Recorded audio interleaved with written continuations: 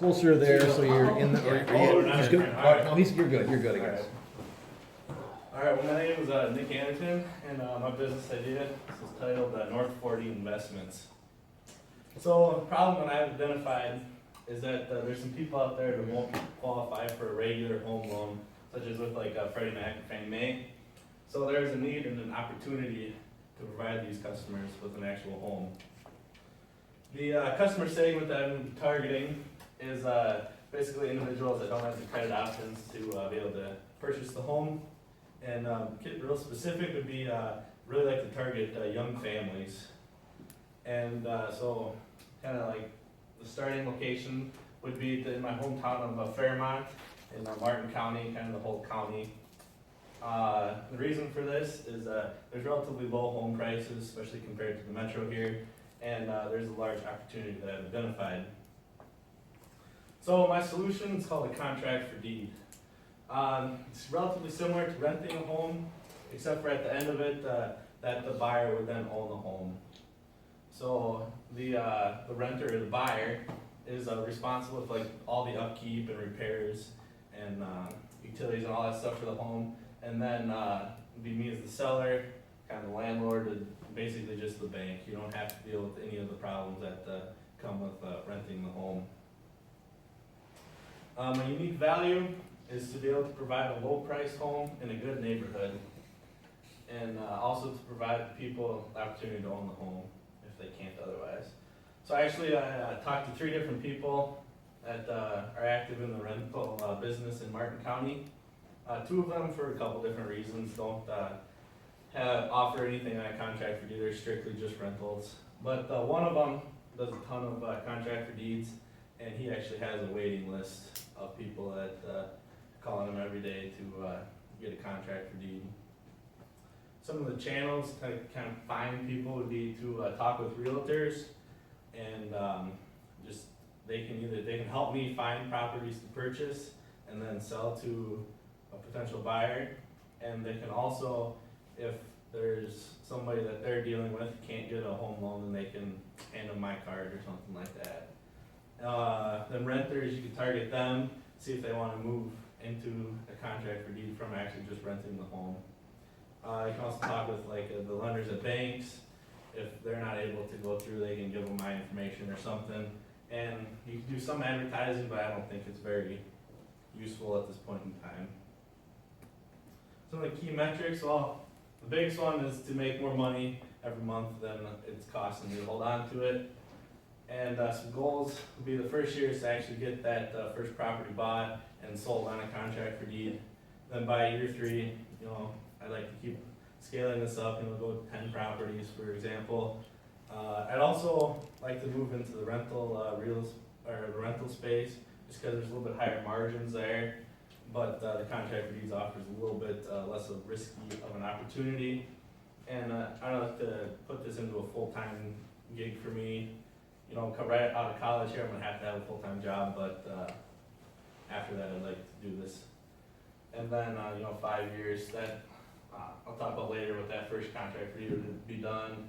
Maybe have 30 properties, and I'd like to transition up here into the metro, a lot more opportunities. Talk about the revenue. That would come from the difference in the price between where I purchased the home at and then the price that I'd be selling the home at. It occurs in both monthly payments as well as a lump sum at the end of the contract. And then those totals vary based upon the house and how the contract's written and stuff. I got a couple different costs. The biggest one would be I'd have to take out a mortgage on it. And then there'd be some insurance costs as well. And then there's the variable costs and some risk. That would be if that buyer decides he wants to just leave or quits paying, a number of different reasons you gotta go through the eviction process or whatnot. Then you gotta cover all your utilities and property costs and the other miscellaneous holding costs of the property. So here's just an example I found. This is one I pulled up today actually. It was 4-bed, 1.5 bath. They're only asking $50,000 for it. I scrolled through the pictures and just guesstimated, maybe $3,000 worth of upgrades in it. Just some $5,000 to somebody.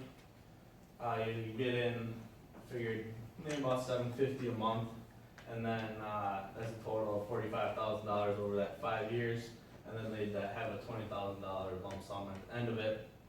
So then ran a couple figures here, guesstimating some loan costs and whatnot. Basically, I come out with about $115 a month of profit, and then about $9,000 at the end of that 5 years. Identified some pros and some cons with this business model. Number one is that if they quit paying, you gotta go through the eviction process, and that is very time consuming, can be very expensive, and it's very difficult to recover any damage that they would cause or any lost payments because of different legal issues, and they can file for bankruptcy and whatnot. And the other con is that there's a low return as compared to other options such as owning it as a rental. But the pro is that as opposed to a rental property, you've got lower risk because that the person would be actually owning the home, and so there's more likely that they'd maintain it and actually care about that house. So how to have an organization, we're gonna set up an LLC. I've actually been talking about this with my dad for a couple of years now. We've been throwing some ideas around, and we finally kind of picked this as the route that we wanna look at going now. And then I have a younger brother, but he's just a freshman this year, and so we'd maybe have some terms in our agreement there that he could join after college. And then there's actually no licenses or permits or anything to do a contract for deed, as opposed to occasionally there's some cities that have special regulations if you want to be a landlord. So kind of some future plans I'd be shooting for is I want to provide or have this as a passive income stream that will just support me. I think that would be the greatest. And my biggest need is that I have to be able to afford down payments on homes. So, does anybody got any questions? Why wouldn't you take the deposit at the beginning and not the end? Or why, yeah. It's just the way that they're usually set up. Because I think the deposit at the beginning, right, Yeah. like totally protects you from a lot of that risk that you have built into your model. Yep. $20,000 for folks who are getting into those is probably. Or even Yeah. some deposit. I Yeah, guess. because the reason they're getting into them is because they don't They're cheap. have. Yeah, What's your effective interest rate? Yeah. I did 3.5% on that. So you're only charging them 3.5%? Oh, That's- that rate. I don't know that. I didn't run that number. I guess. That was I his ran interest through- rate on the That'd be mortgage the mortgage mortgage. side. Mortgage, Yeah. yeah. You're giving away money. Yeah. Yeah. You need to increase your interest rate, Yeah. your effective interest rate, because you're talking to a clientele, and doesn't mean you need to gouge them, but you're talking to a clientele who can't apply for traditional bank mortgages. I mean, Yeah. your advantage is if you have the capital to be able to make the purchase, or if you have the credit to be able to make the purchase, your revenue opportunity is that float between what you can charge on interest and theirs, as well as then the value of the house. And that interest has to include the risk that you Yeah. have, that you really haven't Yeah. priced risk into what you price there. And if you're having to put your own name on it, then your credit is going to be, you're gonna have some credit tied up in that, so it's gonna prevent you from buying a house in the future, potentially. The other thing is, if you're not living in that house, then there's, have you taken a look at what the non-homestead fees are going to be if you don't live in the house? Mm-mm.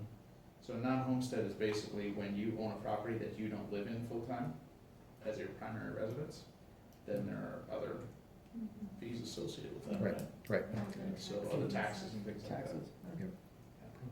Essentially the property taxes become about 2 to 3 Oh, times yeah. higher than what they normally If are. it's a non-homestead residence, because then they look at it as, well, it's a secondary residence, it's a cabin, it's a, so. Well, I don't know if those would apply because the actual, that gets transferred, like, it's kinda, it was confusing to me. But like, so both of your names are on file, and so I think all those taxes get pushed to, A contract for deed, though, you're probably a guarantor on the loan, yeah. which also brings up in the question of what happens if halfway through it they fail. Right. How do you, is there dual ownership in the entity? Do you have to buy them out? Nope. You file for eviction on it. And everything they put into it is gone? These were very common in farming communities. My grandparents did a contract for deed, so I think